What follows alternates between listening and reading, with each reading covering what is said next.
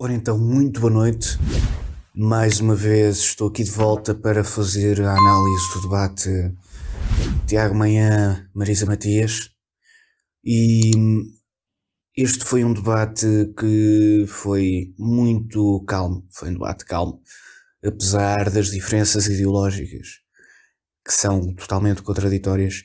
Foi um debate calmo, mas houve uns pequenos momentos de tensão, mas no geral não teve nada a ver, por exemplo, com um debate com André Ventura, porque André Ventura consegue polarizar muito as pessoas e quase que levá-las a um surto de raiva. O debate foi totalmente dominado pelo tema da saúde e eu sinceramente não vejo qual o interesse disso para as presidenciais, porque se numa primeira fase foram abordados temas que podem até ser relacionados com o Presidente, como é o caso da aprovação do estado de emergência, como é o caso do modelo que vai ser utilizado no estado de emergência, como é o caso de perceber também o que é que o Presidente faz num momento destes e qual é que vai ser quais é que vão ser as diferenças de posição entre os dois candidatos, caso algum deles chegue a presidente. A segunda parte, depois, foi totalmente diferente. Porquê? Porque foi a discussão do modelo que a saúde deve seguir em Portugal. E isso cabe, no caso do Bloco de Esquerda, à Catarina Martins, e no caso da Iniciativa Liberal, ao João Coutinho de Figueiredo, que são os líderes do partido que concorrem às legislativas, porque isto é matéria legislativa, não é matéria executiva. Ou seja, aqui um ponto negativo por parte da moderadora e do debate. No entanto, eu devo dizer que, mais uma vez, Tiago Manhã esteve muito bem. E eu, sinceramente, acho que o voto de protesto à direita não é em André Ventura. O voto de protesto à direita é em Tiago Manhã, porque Tiago Manhã é que é de direita. Defende os valores da direita, os valores da liberdade, os valores da igualdade jurídica, os valores de que todos podem ter algo e que não precisam de estar presos ao Estado. Isso não é aquilo que André Ventura defende. E não é aquilo que Passos Coelho defende, não é aquilo que ninguém da direita defende. Desenganem-se as pessoas que pensam que quem é de direita nestas eleições é André Ventura, porque André Ventura não é de direita.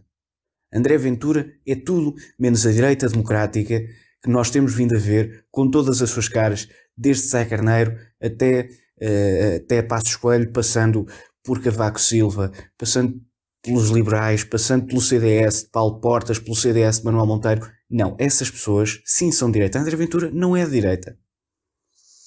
Depois, o debate lá seguiu o seu rumo. Marisa Matias sempre a defender uma saúde mais estatal, que eu acho que até agora tem-se provado ineficiente, e Manhã sempre a defender uma saúde mais liberal, em que todas as pessoas têm direito à saúde, à mesma, mas em que o Estado não tem de servir só como prestador de serviços, pode também servir como financiador dos serviços, diretamente às pessoas, no caso.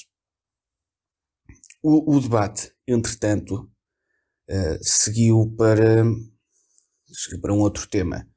Só que eu acho, relacionado com as questões laborais, só que eu acho que aqui é importante notar que Marisa Matias se tornou uma pessoa de direita.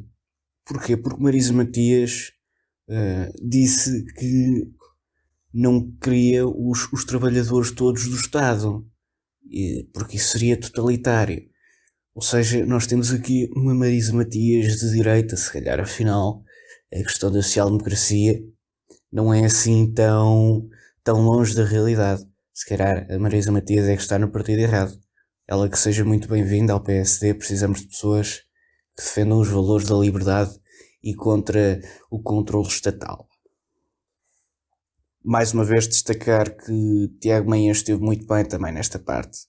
E pronto, Marisa Matias, apesar de eu ter dito isto, logo a seguir voltou a cair naquelas coisas do Bloco de Esquerda. Porque falou da Troika. A Marisa Matias falou da Troika. Um programa com 10 anos, como é o da Troika, e a Marisa Matias volta a insistir nele. E a dizer que é culpa do Passos. Eu não sei se a Marisa Matias sabe. Aliás, eu acho que há muitas pessoas em Portugal que não sabem, mesmo pessoas licenciadas, pessoas com conhecimentos que não sabem, ou que não querem saber, que quem assinou o plano da Troika não foi Passos Coelho. E aquilo não são medidas liberais. Foi José Sócrates que assinou aquilo. Foi José Sócrates. José Sócrates era primeiro-ministro e chamou a Troika. Não foi Passos Coelho. Como é que Passos Coelho podia ter chamado após junho, já no final do mês de junho, quando tomou posse, porque Passos Coelho só tomou posse no final do mês de junho, como é que ele poderia ter chamado nessa altura um programa que chegou a Portugal em abril? Era milagre, era um feito tremendo. Ia chamá-lo como líder da oposição?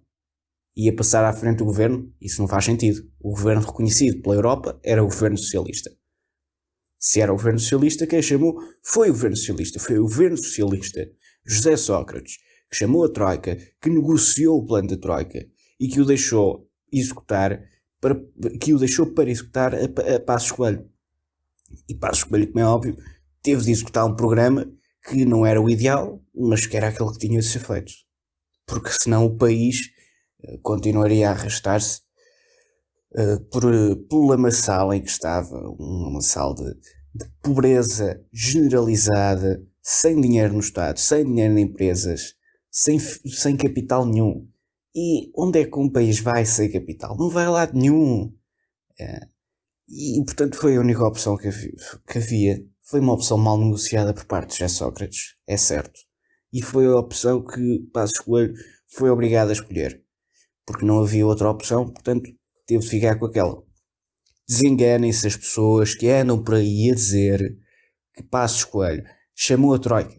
Isso até devia ser crime, porque mentir é uma coisa errada. E mentir em política, jogar com a vida de milhões de pessoas, é uma coisa muito errada. É uma coisa quase assassina. Porque estamos a falar de pessoas que passaram muito mal naquela altura. E não são coisas para ter certo tipo de registros como aqueles que se vêem vindos da esquerda. De apagar memória. As pessoas querem mudar a memória, querem mudar os factos. Isso é criminoso, isso é uma coisa horrível que nem me quer passar pela cabeça que seja a real vontade das pessoas que o fazem. Maia, mais uma vez, esteve muito bem quando ironizou e disse: é sempre a culpa do Passos. Isto vem sempre a questão que a culpa é do Passos. Esteve muito bem aí porque efetivamente a esquerda continua a lembrar-se do governo do Passos. Aquilo deve ter sido uma coisa muito traumatizante. Eles devem ter perdido o poder de uma maneira que continuam traumatizados com aquilo. Os socialistas devem viver amedrontados com a ideia de Passos Coelho voltar. Porque se Passos Coelho volta, a verdade é que os socialistas borram-se todos. Borram-se todos porque a teia socialista que existe é completamente desmontada. E se a teia socialista for desmontada, Portugal abre o caminho para ser um país desenvolvido e que não precisa mais de socialismos. E depois onde é que os primos do António Costa vão arranjar trabalho? Não é? Não vão arranjar trabalho, é uma chatice. Não vão poder continuar. Os primos do Carlos César, a família toda do Carlos César, já está cheia de dores de cabeça porque não têm onde trabalhar. São os coitadinhos. Agora lá nos Açores, se calhar também vão para rabo de peixe receber o rendimento social de inserção. Mas pronto, já me estou a afastar aqui um bocado das questões do debate e a verdade é que, apesar de tudo, foi um debate que deu para mostrar qual é o voto das pessoas com senso comum, com bom senso, com inteligência. E o voto dessas pessoas é em Tiago Maia. Despeço-me desta forma e voltarei numa próxima altura com outros temas. Entretanto, vão acompanhando o Pós-Conceitos comigo e com o Miguel Moreira. E não se esqueçam de votar no dia 24. Obrigado.